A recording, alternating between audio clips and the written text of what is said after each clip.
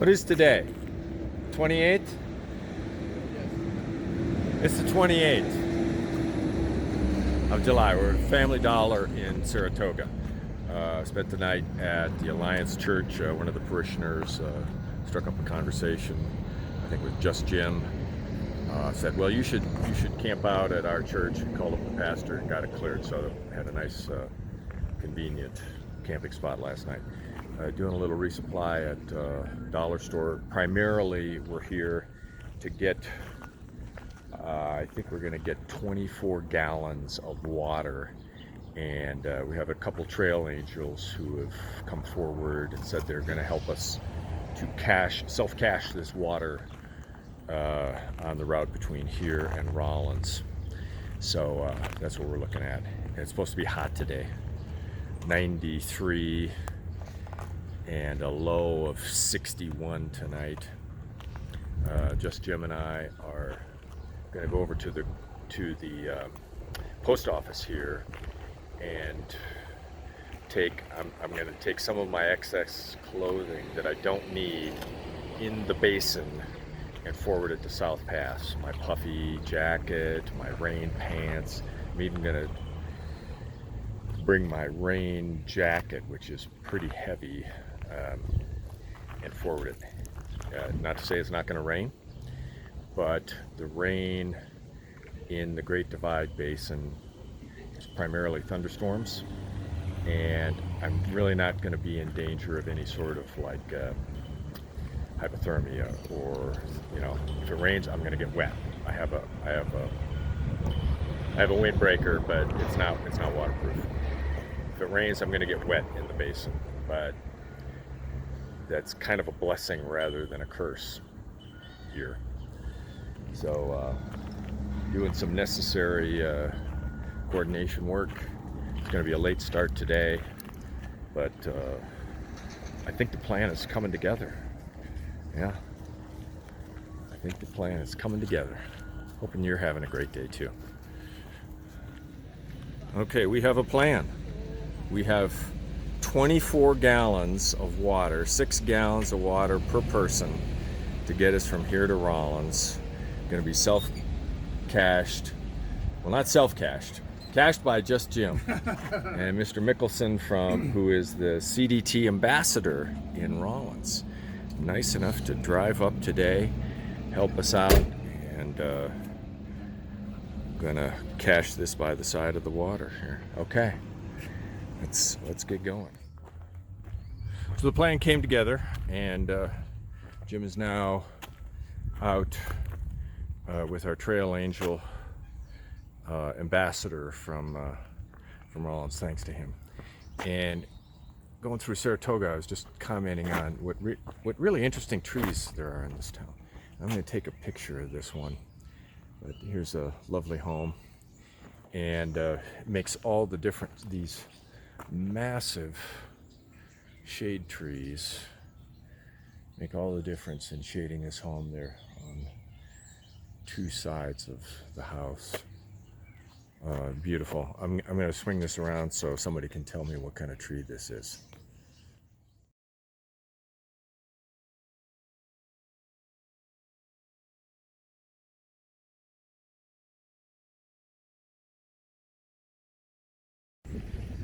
Yeah, just walking down the street. You walk under that shade and you immediately feel the coolness provided by those trees. There are many different varieties of large trees here, right in Saratoga. Well, it's going to be kind of farewell to trees for about the rest of today and for the next 2 days, really. I don't think there's going to be really any shade that we don't provide for ourselves. So,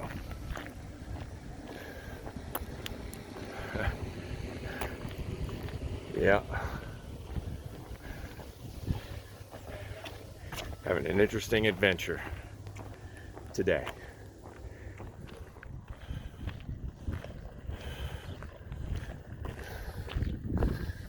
Nearing the edge of Saratoga. maybe up here I'll be able to get a view of sort of where our path goes.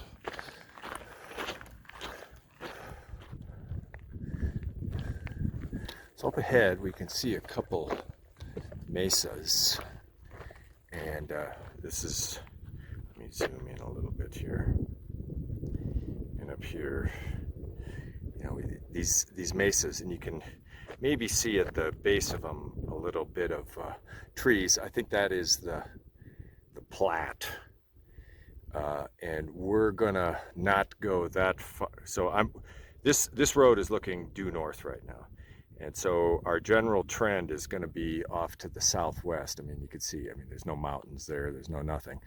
Our path goes west, well before that mesa, so we don't really even get down near the river. And just been getting some texts from Jim, and it looks like the caching is going well, which is all favorable.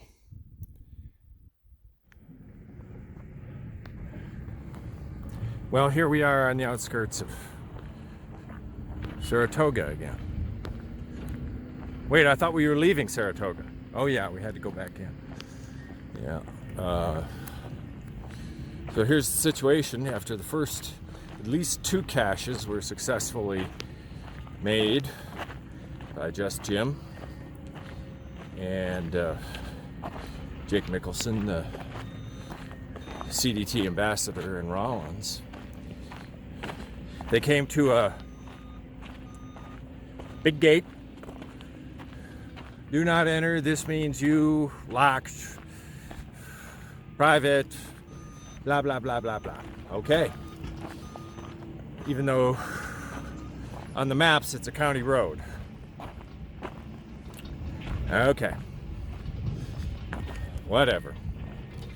So now we're on mod 2B of Farrell's 125 fire closure alternate, heading west out of Saratoga on Highway 550 down a road that's actually closed because they're repaving it. And we'll go out a few miles and camp on BLM land. And Jake, who's just been truly a trail angel, is with his time and his vehicle and gas and everything, they're going back into town,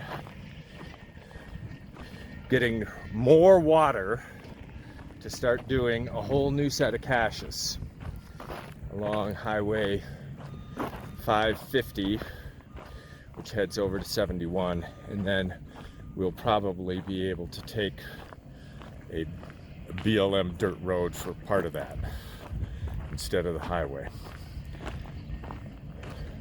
Not going to be much traffic on 550.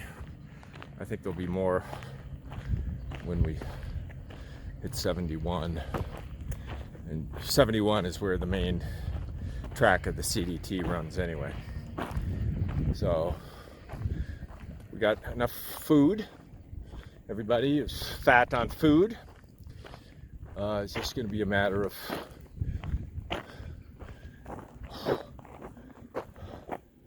how are they going to get out here? Why haven't they sent some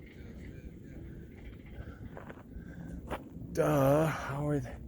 This road is closed. Oh, shoot.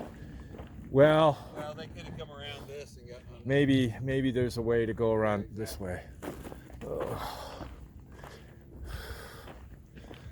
Okay. Who knows? Maybe we'll be on mod 3 here before the hour is out. Okay. Moving on. At least I'm moving on.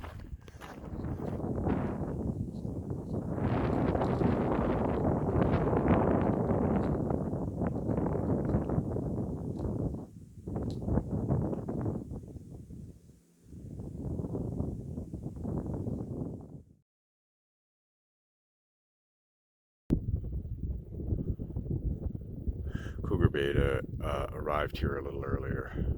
This is about the best tenting. There's a saying that the Afghan veterans had, Afghan good enough. Well, this is Great Divide Basin good enough. Almost everything is covered in sagebrush, which makes for very difficult tenting, even if there's a relatively flat spot. We're going to see what tomorrow brings.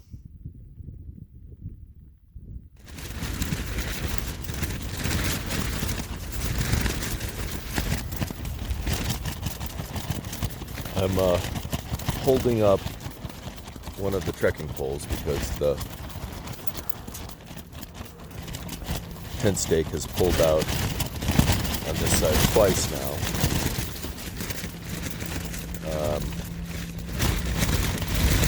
This came up quite suddenly. Halfway through dinner. And is not welcome. It's probably the biggest windstorm I've ever been in this tent. 200 or 300 nights in this tent. Total. Which normally does pretty well in the wind.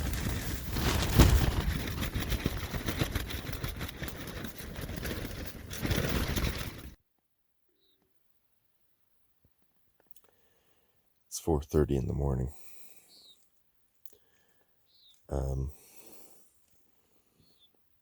This was one of the roughest nights I have ever spent camping, just due to the windstorm.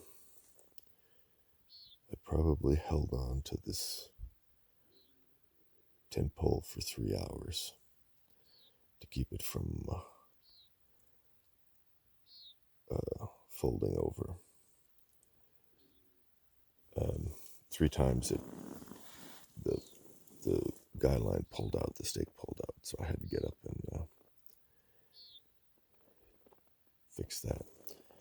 At one point, both of the tent poles had fallen over. Their guy lines pulled out.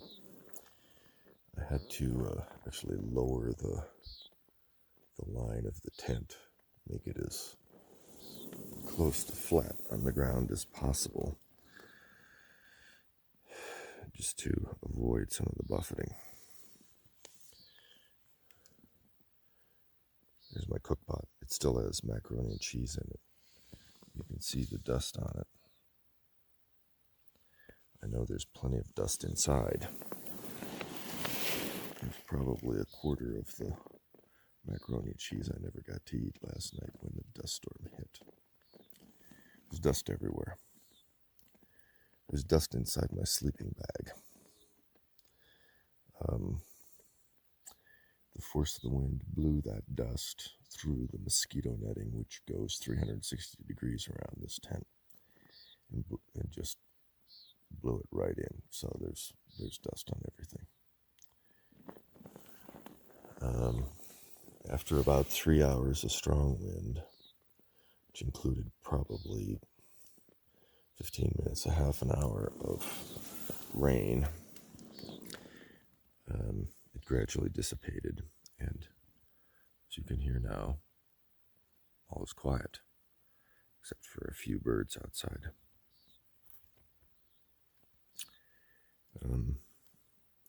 We were going to have an early start this morning at 4:30 or 4, some early start, to avoid the heat. That's not going to happen today. It is kind of unnecessary because I'm not sure when Pockets and Jim are going to be able to start heading out of town to try to catch up to us. So.